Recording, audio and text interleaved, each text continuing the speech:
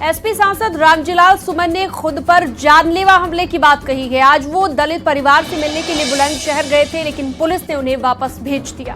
वापस लौटते समय कुछ लोग प्रदर्शन कर रहे थे, जिस पर रामजीलाल सुमन ने जानलेवा हमला करने का आरोप लगाया है। आपको रिपोर्ट दिखाते हैं।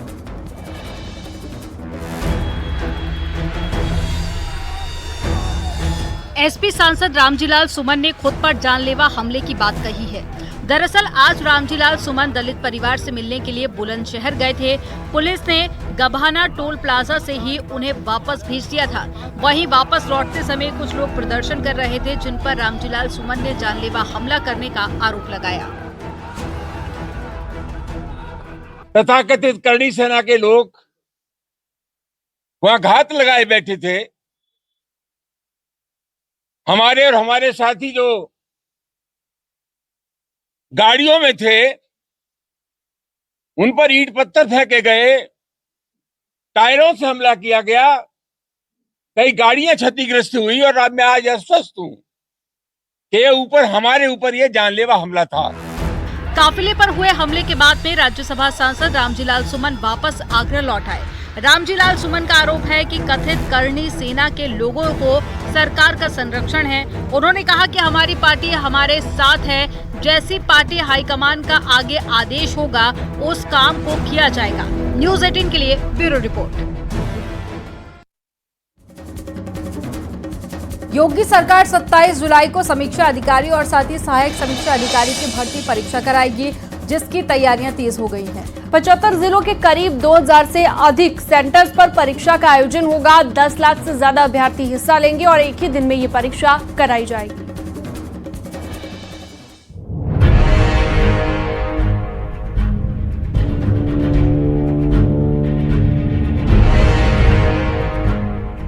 योगी सरकार 27 जुलाई को समीक्षा अधिकारी और सहायक समीक्षा अधिकारी की भर्ती परीक्षा कराएगी।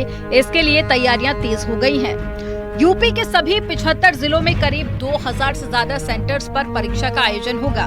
10 लाख से ज्यादा अभ्यर्थी हिस्सा लेंगे। सीएम योगी के निर्देश पर सकुशल परीक्षा संपन्न कराने के लिए पुख्ता सुरक्षा व्यवस्था की जा रही है। परिंदा भी पर न मार सके, ऐसी व्यवस्था दुरुस्त करने में प्रशासन जुटा हुआ है।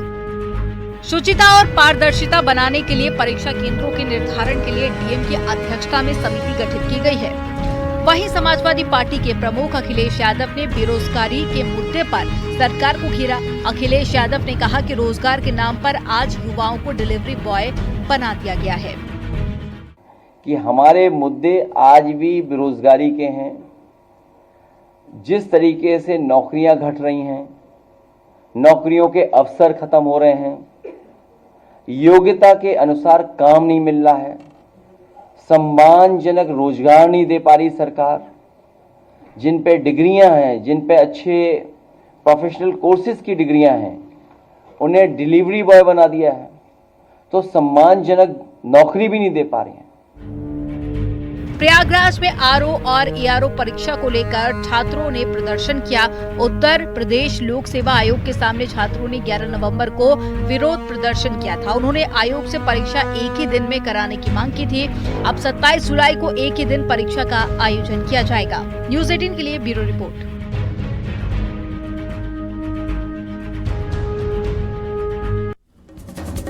सीएम योगी आदित्यनाथ यूपी में एक्सप्रेस वे का जाल बिछाकर विकास को नई रफ्तार देने की कोशिशों में जुटे हुए हैं। सीएम योगी ने 3 जिलों में गंगा एक्सप्रेसवे के निर्माण कार्यों का जायजा लिया। योगी सरकार इस परियोजना को जल्द से जल्द पूरा करने में जुटी हुई है। आपको रिपोर्ट दिखाते हैं।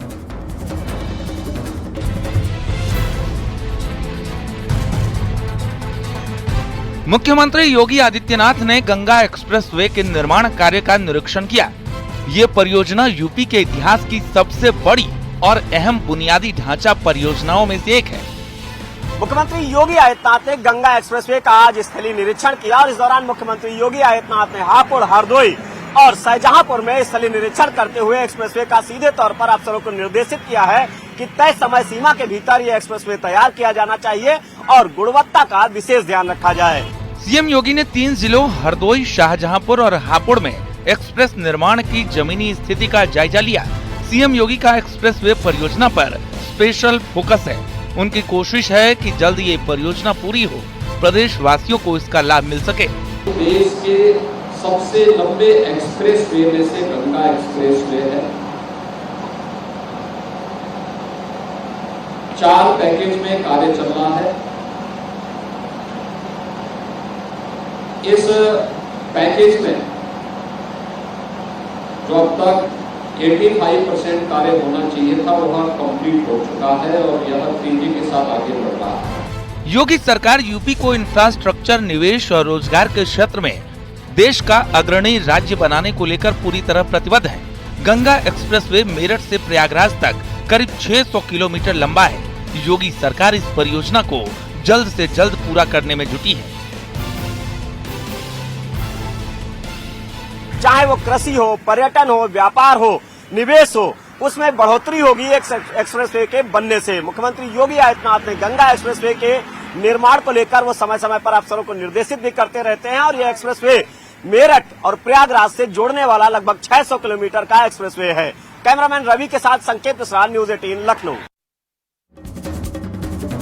पहलगांव हमले के बाद में पाकिस्तानियों को वापस भेजने की भारत सरकार की डेडलाइन का आखिरी दिन आज खत्म हो रहा है। जम्मू कश्मीर पुलिस ने भी पाकिस्तानी नागरिकों को रविवार तक भारत छोड़ देने का आदेश जारी किया और ऐसा नहीं करने पर सख्त कानूनी कार्रवाई की बात कही है।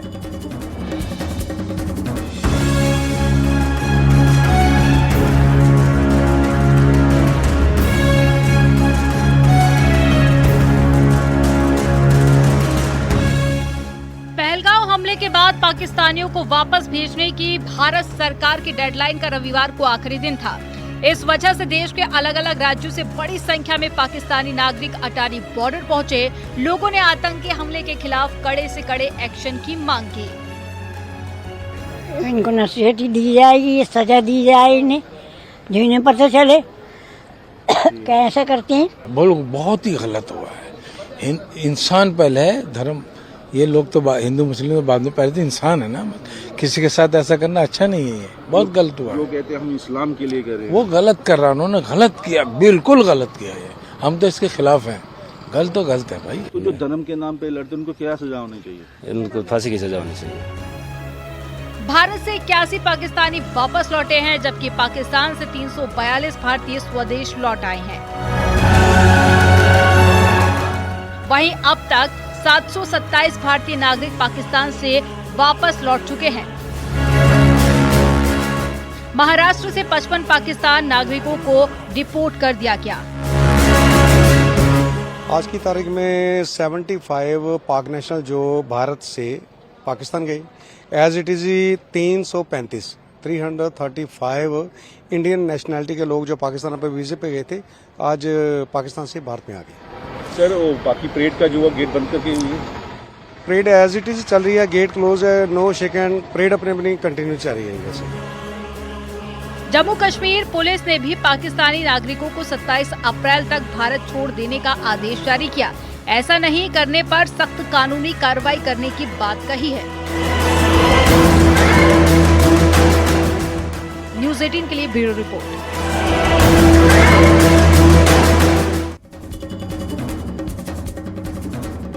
पहलगांव आतंकी हमले के बाद में पाकिस्तानी नागरिक भारत छोड़ रहे हैं, वहीं सीमा हैदर भी चर्चा में है। इसी बीच उनके पाकिस्तानी पति गुलाम हैदर ने उस पर फिर से निशाना साधा। भारत सरकार से अपने 4 बच्चों को पाकिस्तान वापस भेजने की और सीमा को जेल में डालने की अपील की है।